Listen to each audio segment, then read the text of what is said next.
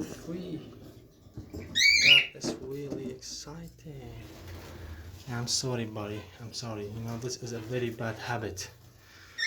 When you open the nesting box while they're inside, that sometimes make them leave the egg or break the egg. But I take the chance, the risk, because I cannot wait most of the time. I just want to check it.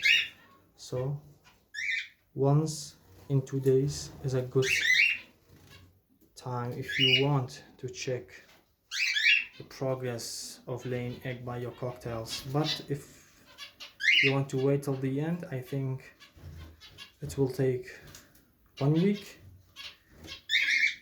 to lay all eggs. Yeah.